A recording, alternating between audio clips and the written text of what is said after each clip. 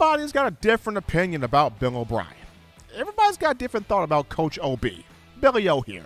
So you have half the fan base that goes, no, get him out of here, horrible, awful, terrible, get that man as far away from Tuscaloosa as possible.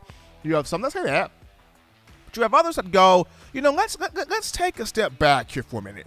Was O'Brien really that bad? I mean, he did coach a top 10 scoring offense in college football. Alabama averaging 39.9 points per game, just a shade under 40. That was number 6 in all of college football. And OB did have the top 10 total offense. Alabama averaging 488.2 yards per game, which was number 7 in college football. So he did do that. I mean, Bill O'Brien did, have Alabama scoring 40-plus points in 9 games. 5 of those came against SEC schools. And, of course, Crimson Tide dropped 41 points on the Georgia Bulldogs in the SEC championship game. Nobody saw that coming right there. And, by the way, O'Brien did produce a 4,000-yard passer in Bryce Young, a 1,000-yard rusher in Brian Robinson, 2 1,000-yard receivers in Jamison Williams and John Mechie. He also produced a Heisman Trophy winner, or helped produce a Heisman Trophy winner in Bryce Young. So was O'Brien really that bad? Was he really that bad? These are the 2 opinions, the 2 thoughts, the 2 ideas here coming from the Crimson Tide fan base. Now, of course, O'Brien has been interviewing for different head coaching jobs in the NFL. Of course, U.S. fans have been mentioning, whoever takes Bill O'Brien, please take him, grab him. We'll throw in Doug Marrone as a clearance deal. 2 for 1. Take them both. Just somebody get Bill O'Brien out of Tuscaloosa. Now, he interviewed for the Jacksonville Jaguars job.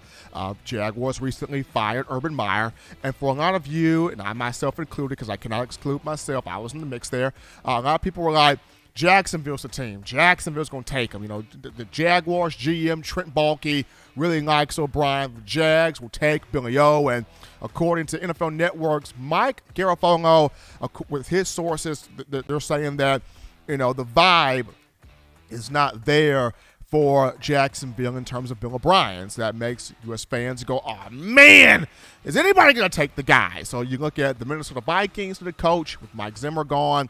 The Miami Dolphins need a coach with Brian Flores gone. The Houston Texans need a coach. The New York Giants need a coach with Joe Judge out of here. I think the Broncos need a coach. I believe Vic Fangio is gone. So quite the number of teams need an NFL head coach. But is O'Brien the guy that they get? Is Bill O'Brien the guy that one of these NFL landing spots, hot spots, choose to be the head coach? Now, if he ends up staying at Alabama, let me pose to you this question here, fans, because you guys run college football. You have the energy. You have the tenacity. You have the love. You have the passion.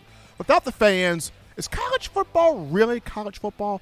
So let me just throw this to you, the Alabama football nation. In your opinion, does Bill O'Brien deserve a second year in Alabama? Should Bill O'Brien get that second year with the Crimson Tide? And while you're thinking about that, and while you are marinating on that for a minute, allow me to think about this, because I thought about this myself. I have. You look at the coordinators, the offensive coordinators that have been at Alabama under Nick Saban.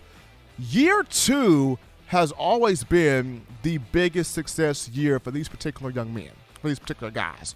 You go back to Jim McElwain. 2008, his first year was good. And I remember people used to say, man, McElwain boring, McElwain archaic, he ain't creative enough, he ain't fun enough. 2008, McElwain's first year was okay. Did good. Got the team to the SEC championship game. Of course, it lost to Florida, and it lost to Utah in the Sugar Bowl, but, good 2008. 2009, year 2, he was a bit more comfortable. He was a bit more confident, knew what he was trying to do, knew what he wanted to do, felt more at ease. And what happened? Undefeated season, perfect season, national championship, SEC title, and producing the first Heisman Trophy winner in Mark Ingram. 2015, you look at Lane Kiffin. When he was hired in 2014, people were like, no, Kiffin? That's the dumbest thing. What is Saban talking about? Is Saban smoking? And what is he doing? Kiffin? This don't even fit nowhere near Bama. Oh, man, no. Don't bring that man in here. Kiffin's first year was a good year. Alabama wins the SEC championship, goes to the college football playoff, has a Fred Biletnikoff Award winner in Amari Cooper. Blake Sims set the single-season record for passing yards and touchdowns responsible for. It was a good year.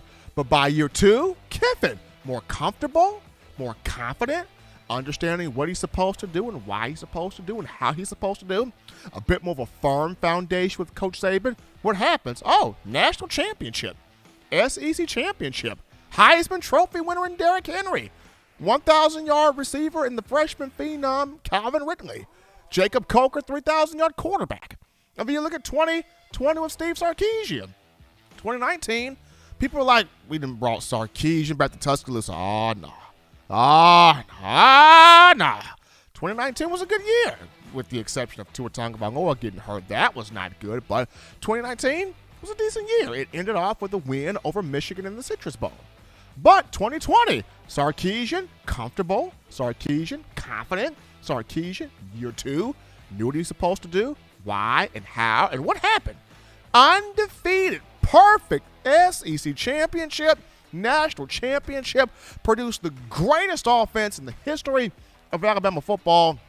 When you look at a 4,000-yard pass for Mac Jones, a 1,000-yard rush for Najee Harris, an 1,800-yard receiver in Devontae Smith. Devontae Smith wins the Heisman Trophy. Alabama had multiple Heisman finalists, sweeping the college football playoff awards, all things of that nature. What I'm saying here is, people, that second year, you get more adjusted, more comfortable, more confident. You get to take a bigger survey, a bigger picture of what you have in terms of your offensive pieces around you. And you can't put the injuries on Bill O'Brien. You can put a lot of things on Billy O. You can put suspect play calling. You could put not running the football when you were supposed to. You could put not throwing the football when you were supposed to. You can put quite a few things on Bill O'Brien. Injuries, that's not on him. You can't put Jace McClellan going down on Bill O'Brien. You can't put Roydell Williams getting hurt on Bill O'Brien. You can't put Kamara Wheaton getting hurt in practice before the season even started and not even playing a game. You can't put that on O'Brien. You can't put having your 2 best receivers, Jamison Williams and John Mechie, both go down in the postseason. You can't put that on O'Brien. The injury part, you can't put that on O'Brien. But does he deserve that second year, in your opinion, especially when you discuss and when you see the track record of guys like Jim McElwain, of Lane Kiffin, of Steve Sarkisian in year 2, where the Crimson Tide is concerned, offensive coordinators leading the program to, or helping the program get to national championships and finishing the job. I mean, Bill O'Brien could have a second year with Bryce Young, getting that chemistry even more confirmed and tighter and better and stronger.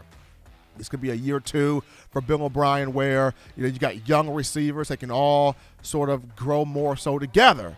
I mean, this year 2 could be a big opportunity for Coach OB, but comes down to you as the fans. Even though a lot of you want to see him as far away from Bryant-Denny Stadium as humanly possible, I pose to you this question. Because of the recent track record of success for offensive coordinators in year 2 under Nick Saban, do you give Bill O'Brien a second year with the program?